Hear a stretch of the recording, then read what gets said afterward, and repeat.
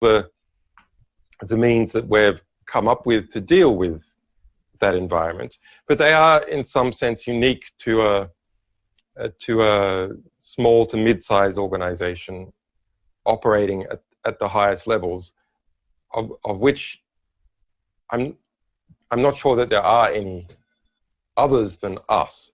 I suppose that there are some independence groups and terrorist organizations, but at least on the terror side, obviously it's quite a different game to the one that we're engaged in. Okay, but there is a much bigger threat to everyone, and I see it like this. Some of you, well, at the time of the Los Alamos project, physics, Western physics, became harmonized because you brought the different physics traditions from across Europe, the leading figures, to the United States and to Los Alamos, and then you had a harmonization of nomenclature and understanding, and those people then spread out. So one of those people was Enrico Fermi, an Italian physicist, very interesting man. One night, Enrico Fermi was out walking amongst in Los Alamos with some of his physicist buddies, and he looked up at the stars and said, "Where is everyone?" And so you're going to freak out a little bit because, yes, I'm bringing in the aliens into this part of the talk to answer this question. His question is very deep. It's that there don't appear to be any. And by appear, I mean there are no physical signs that we can detect in terms of what happens to stars. The energy seems to be constantly boiling off, being wasted into space. We don't hear radio signals. We don't see anything of civilized life. And yet, in the last 10 years, we see in the last 10 years, the astrophysics of planetary astrophysics has shown that there's tens of thousands of extrasolar planets that we have actually detected on an individual basis. And from that, you can assemble the probabilities of there being Earth approximating planets. And there's hundreds of millions, maybe billions, just in this galaxy. So the question then becomes, well, where is the civilized life? Why don't we see it? Why don't we see any signs of it anywhere? And so the answers to that are, well, it could be the reasons we don't see signs of civilized life with our increasingly powerful measurement apparatus is because life simply doesn't evolve. Life itself. That's why we don't see civilized life. That there's something very rare about the Earth that means that life here evolved. But when we look at the Earth and when we look at extrasolar planets, we don't see any reason why that should be true. In fact, we see organic amino acids in space dust and asteroids and so on. And we know that asteroids cross-pollinate. For example, there's asteroids here from Mars, bits of Earth has gone to Mars, etc. when we get hit by an asteroid and stuff flies off, etc. So there's quite a lot of reason to believe that the basic building blocks of life have spread widely. So my view, and I think it's the only view you can take so far until more data comes in, is that there's something very unstable about civilization. There's something very unstable about technologically advanced civilization that means it doesn't go on for long. And I think the answer to that is the very rapid competition, if you like, the light speed competition that occurs when you wire up the world to itself. And that very rapid competition can have two fates. And number one, it can produce very robust artificial intelligences that are then coupled with their states. You can see that panning out in the United States and China as they each shore up. They're going to take, those two forces are going to take essentially all the market. And the rapid competition between them with the backing and support of the states behind them and the exacerbation of the commercial competition through geopolitical competition will lead to an uncontrollable desire for growth in artificial intelligence capacity. Yeah, leading to very severe conflict or stultification. There's interesting. You can follow these trajectories in different ways. It takes too long to describe. So I think that's our biggest threat. It is geopolitical competition, removing what otherwise might be sensible human controls on the development of artificial intelligence. That geopolitical competition harnessed by and itself harnessing the largest artificial intelligence companies to ratchet up a process which human beings can no longer control. Not in the sense of there being killer robots, although, of course, Google is now putting its AI in drones and so on, so yeah, there are killer robots. Not in this classic dystopian sense, but rather in a way that comes from understanding how human institutions behave, which is institutions that are built on competition and growing their size and dominating markets, etc., take any advantage they get and will continue to ratchet up in competition. And everything that they produce has that DNA in it. And that's where we're headed. And that's a severe threat to human beings in general and all businesses. But perhaps the answer to that threat is people understand computer security, offensive computer security in particular, trying to work out what to do about it.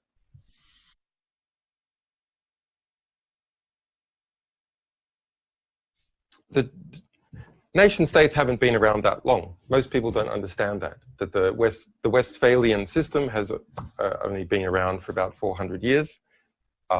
And in fact, most nations, not states, but nations, communities of people, were not even in the Westphalian system for a long time. Now, you can think about why the Westphalian system, why the nation-state system developed. I think it's essentially that technology, including speed of transport, letters, radio communications, etc., meant that each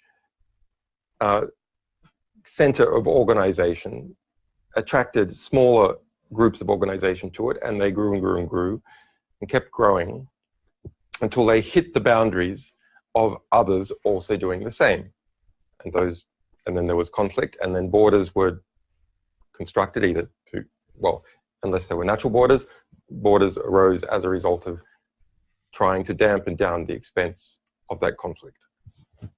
Okay, and there's clear physical reasons why that arose. It's a geographical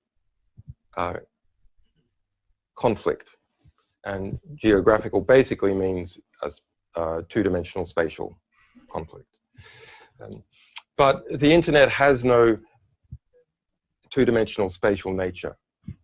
So instead, what you see with the conflicts that occur through internet-based organizations, and states are increasingly moving onto the internet, is a kind of interdigitization of conflict.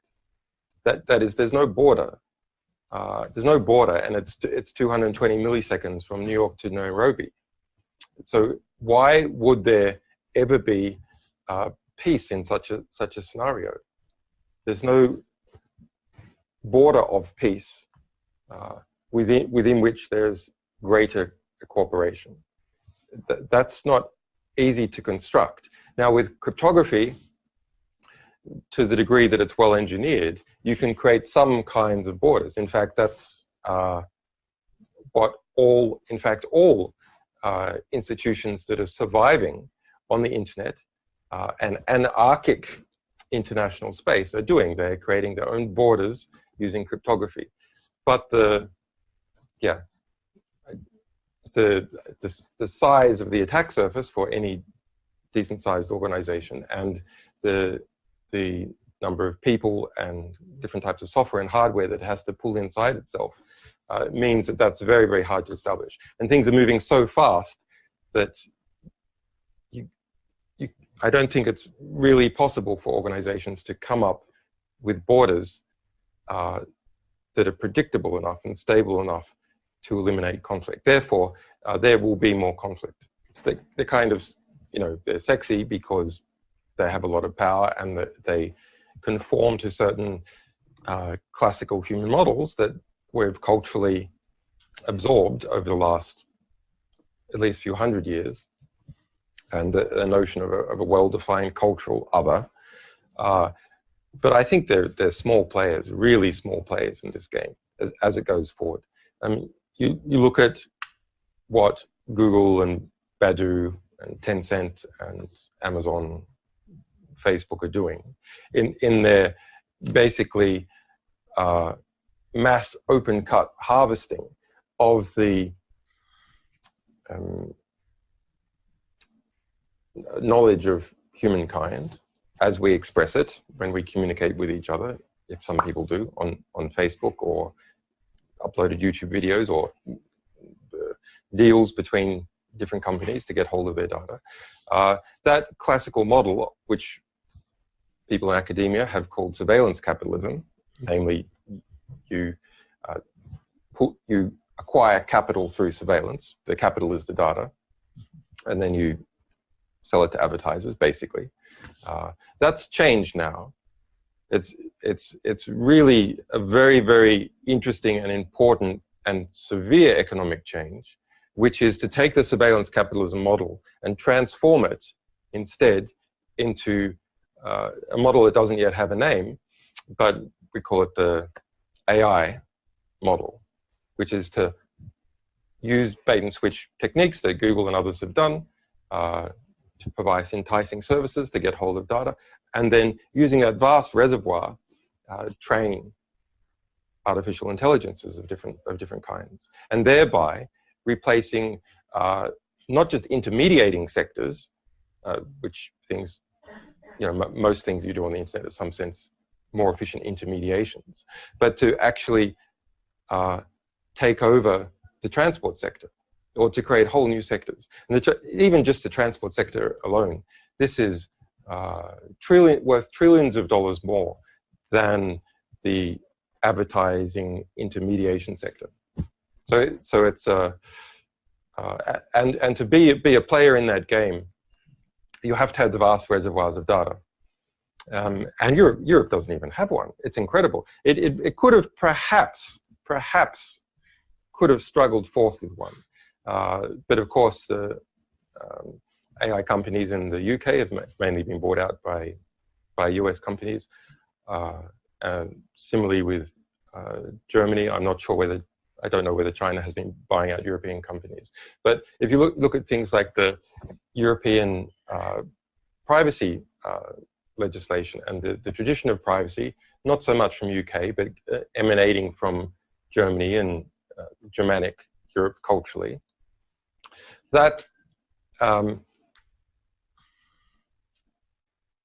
while it's kind of dear to me as someone who understands about the importance of privacy, it has meant that a European company has not been able to emerge, although I think there's other reasons as well why it hasn't, that could harness all the data of Europe, pull it together, and use that to train artificial intelligences in the way Chinese and American companies have.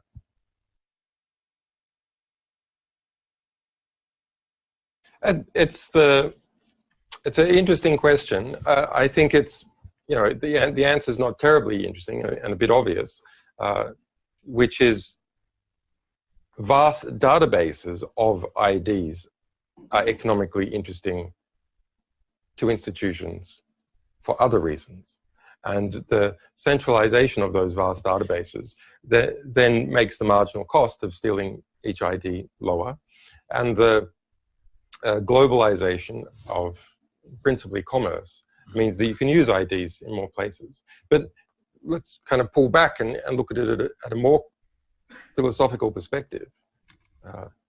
I say that this generation well, that perhaps our generation, but anyway, this generation being born now, in seconds in most countries, very shortly in most countries, and it's already happened in say China, most European countries, United States, is the last free generation.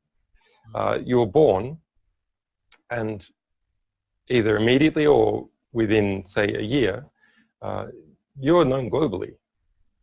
Your identity in one form or another, coming as a result of your idiotic parents plastering your name and photos over Facebook, or as a result of insurance applications or passport applications, transport on airlines, etc. You are known to all the world's major powers, all the world's major state powers, and all the world's major commercial powers. That's a very different situation for individuals to be in than they have previously been in. That a small child now, in some sense, has to negotiate its relationship with all the world's major powers. Of course, in practice, it can't do anything. Its parents are not managing that negotiation. But it puts us in I think, a very different position in the sense that very few, in fact, maybe only a few people in this audience, very technically capable people, are able to live apart, to choose to live apart, to choose to go their own way. They must be part of not only the state, but the major state-like corporations, so powerful they may as well be states, and not just their own state, but other states as well. That's a significant change, cultural change for humanity. It smells a little. It smells a bit like totalitarianism in some way. Obviously, the world is different, but there's some feeling about it which is totalitarian. And so what is the answer? For nearly everyone, that is an inescapable conclusion. So is the answer that we all have to be part of the state? We all have to be part of managing the ongoing evolution of our cultural, national, commercial, international structures, because we can't escape from them.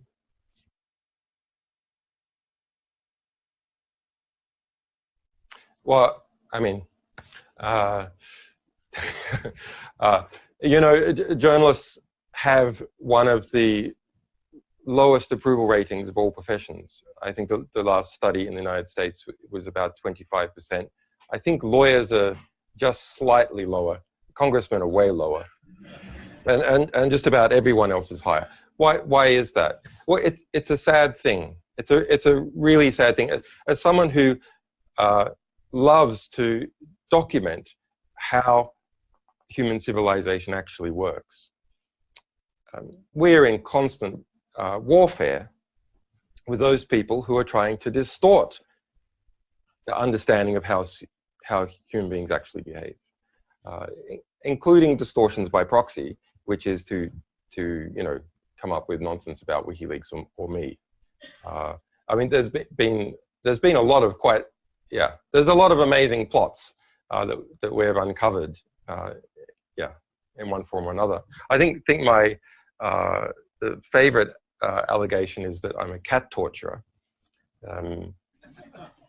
No, seriously, AFP, Agence France Presse, put that everywhere, and even into the New York Times. So there's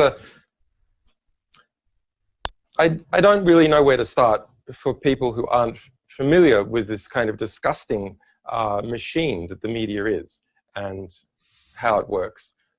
Perhaps it's enough to say that most human wars have come about as a result of lies. And that seems absolutely clear in democracies, that democracies have to be lied into war. It's a very serious ongoing problem. It has resulted in the deaths of millions of people in the last 50 years. And you can do a calculation. How many deaths is each journalist responsible for?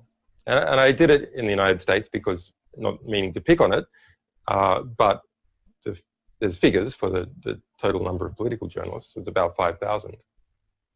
It's something like 200 kills per journalist in the last 20 years. Just the US journalists alone, because they would not do their job, they would not be accurate, and because they lacked courage.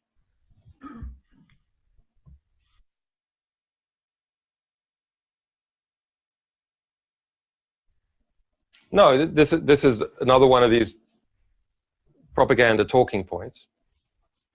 Not to criticize you, I know you're trying to give me something to bounce off. But the United States government had to admit under oath in the trial of Chelsea Manning in 2013 that it could not find a single instance of someone who had been physically harmed as a result of our publications to that point. Now, I should say that if you work on an industrial scale, everyone knows you work on industrial scale, then the world is big. And there's a lot of reverberating dynamics that you can never properly play out. It's the same for car manufacturers, it's the same for big publishers. But thus far, there's no example of that happening for us.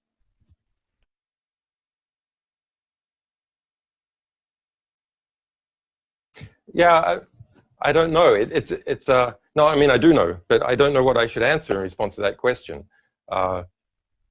It's an interesting diplomatic back and forth about, well, really about in my view, the alliance structure, the Western alliance structure between the United Kingdom and the United States. That's caused problems for many people in the UK for a long time with injustice in relation to extradition cases, and quite a bit of prestige as well, quite a bit of state pride involved. States never liked to be forced to follow their own rules. In fact, they define themselves in significant degree as having power by violating their own rules. That's one of the key ways in which states demonstrate the supremacy of their power, is that they're the one group that doesn't have to obey its own rules. And that's true in my situation.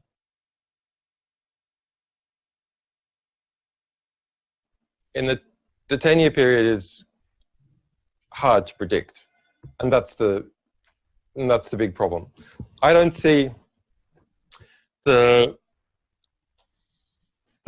National Security Agency, GCHQ, Five Eyes Alliance more broadly, France a bit, Russia a bit, China mostly domestically, have been engaged in mass surveillance.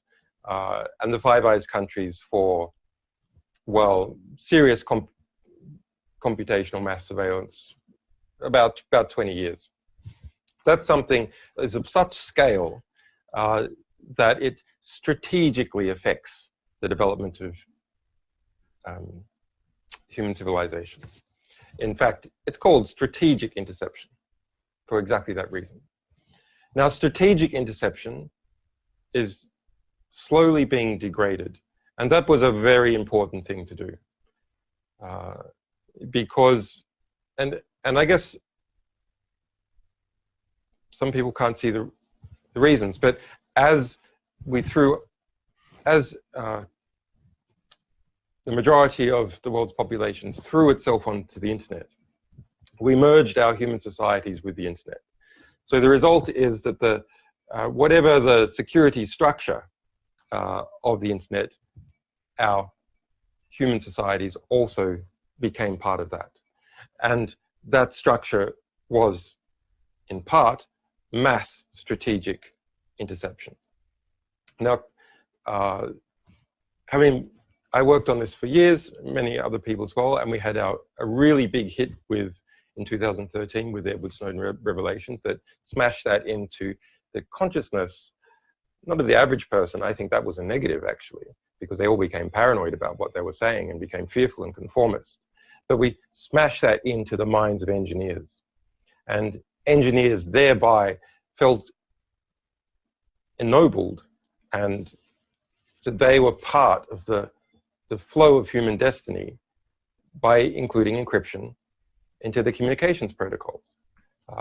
So that has checked a very dangerous development. And we're left then with the other dangerous developments, of which, the important ones are the ones that I described. I don't think that now and perhaps in the next 3 years, we're going to see computer hacking at scale. People talk about it as if it's happening at scale at the moment. It's not happening at scale, not compared to strategic interception. But the AIification of computer hacking is something that will happen at scale because you're automating it. Now, within AI, how you train AIs for discrete problems, and computer hacking, many aspects of it is a discrete problem. There hasn't been significant progress on, in my view. What there has been enormous progress on is how you kind of map through a space which is in between a fluid problem and a discrete problem. And so an example of a space like that is the game of Go. That's a very good example toy space where each step in Go is discrete, but you've got enough pieces and enough board that it almost starts to become a fluid. And when you assemble all the computer hacking techniques together, there's so many and so many targets that now you're starting to look like, now you have a search space that starts to look more like a fluid. And these search spaces we can increasingly conquer. And when you have very large computer programs, and I suppose when you fuzz large computer programs, if they're large enough, you have enough discrete chinks in the attack surface that altogether they're more like a fluid. So I think inevitably we're going to see this AIification of computer hacking attacks, and that will then be merged with other search spaces. And those other search spaces look like, well, what is the informational space? Because in the end, what you really want is machines and human beings to make particular decisions. So you bring to bear, you acquire as much knowledge as possible, and then map it back in onto the actors whose decisions you want to affect. And so there's a lot of talk about hybrid warfare, some of it legitimate, some of it overblown. It's actually been something that's been around for many, many years. But I think this notion of bringing together different search spaces in AI that are large enough to have a semi-fluid property means that you can then go through the search spaces of all of them together. And that can produce something very powerful and, from a human perspective, completely incomprehensible.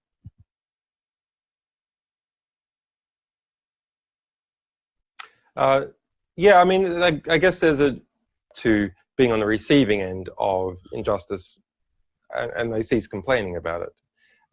The real question is when, not whether, but when the UK government will follow its treaties that it has signed up to. If we look in my particular situation, okay, yes, everyone understands there's a vast political and geopolitical dynamic that's intimately connected with the United States, but it is instrumentalized in practice by UK intelligence services and police, who will physically arrest me and hold me for whatever the US wants to do with me. So, but what is the excuse to actually do that, to enable those budget spends? The excuse is, in a case that I was never charged for, where the extradition warrant has already been dropped, where I repeatedly won, they say that they're going to keep around the warrant, the UK end of the warrant, for the Swedish extradition, which I won. They're going to keep around that warrant, despite me winning that, because I came in here, and perhaps they might want to, they haven't, but perhaps they might want to charge me with a bail violation. This is the technical excuse. They haven't. Twice the UK courts have refused to do so. Why? Well, because if you move your house arrest location to pursue a parallel legal process, a higher legal process, which is an asylum application, that's not a bail violation. Okay, but what if it was? What if you disagree with that analysis and you say that is a bail violation? Well, okay, even before I came into this embassy and applied for asylum, which is everyone's right, everyone in this audience, if you are genuinely being persecuted, even before I came in this embassy, if you add up the time in prison under a very grueling house arrest for 18 months, I've already done 3 times the maximum amount of time under UK sentencing legislation. And UK sentencing legislation values house arrest at 50% of prison time. That's the law. So there's, not only is this a bogus warrant that it has no purpose, if you, as the judge did a couple of weeks ago, they say, well, maybe if he came to court, I might want to charge him. So that's why I need to keep that warrant around. Okay, but if that occurred, there could be no possible prison time because I've already served more than 3 times the maximum possible prison time, even before I was awarded asylum. If you include the time in the embassy, which you should, because the UN has assessed it and said, if you legally block someone from leaving the country, that's a form of detention. That would be 10 times the amount. So the real question is, when is the UK government going to uphold the treaty obligations that it has signed and uphold basic justice principles within UK law?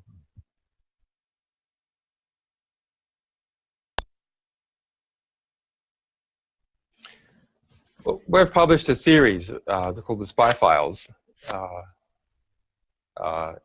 that documented these conferences, private government conferences, where the different mass surveillance vendors and targeted hacking vendors like Gamma Group present their wares. And actually, there's quite a lot to be gleaned from that. And whenever you're talking about a big, well, a sizable industrial sector, it's impossible to really hide its shadows now. You always see the shadow. You don't always see the thing, but you can see, you know, a little shadow of a foot sticking out somewhere. And through that, you can map out some of the contours. That is an indirect enough process and a conflict-free enough process that it is kind of hard to get the public really involved in it. We had done all that, for example, before the Edward Snowden publications.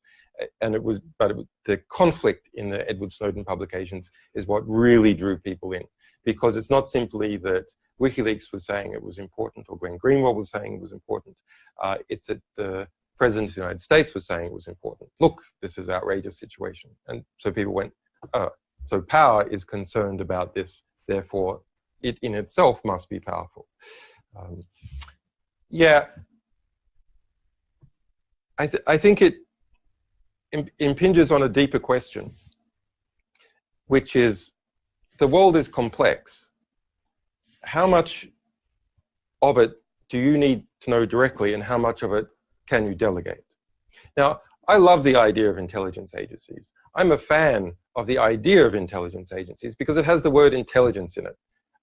And I like that people know things. And maybe they might make sensible decisions if they know things. Intelligence agencies, when they're acting their best, reduce fear and reduce paranoia.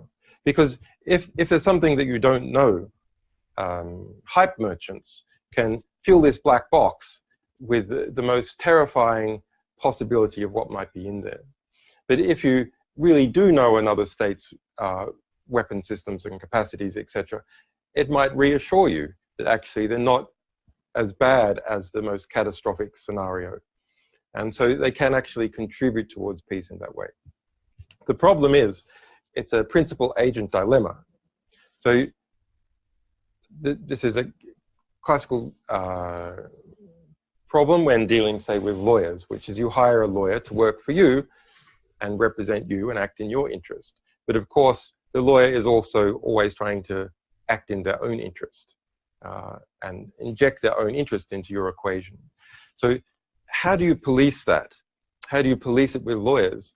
Well, you police it by constantly looking at their work and trying to do random samples, I guess, introspecting into their work to see if the claims made are justified.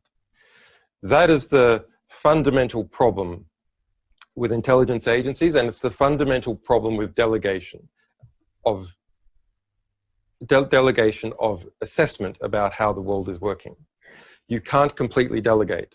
You can't delegate because human beings inevitably are corrupt and cut corners and act in their own interests and not of the person who has appointed them. And in that case, for example, in the UK intelligence services, which have a role, an important role, every state needs something like an intelligence service to protect it from interference by other states. But without insight, deep insight into how those organizations are acting, they go astray. So intelligence agencies must be transparent. It's vital that they are transparent. And some of that, and because they are deeply interconnected with industry, some of that transparency is provided by enforcing transparency on the industry itself, including at these conferences.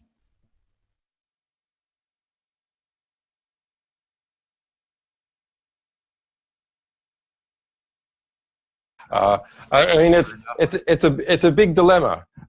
One of our lawyers, who of course we all have to educate them about, you know, different counter surveillance techniques, but they said, "God damn it, you know what we should do? We should like buy up some chunk of Madagascar or Patagonia or somewhere and just ban every electronic device from it. It's like a radio wave electronic, well, high intensity radio wave, free area, because of that constant buffeting that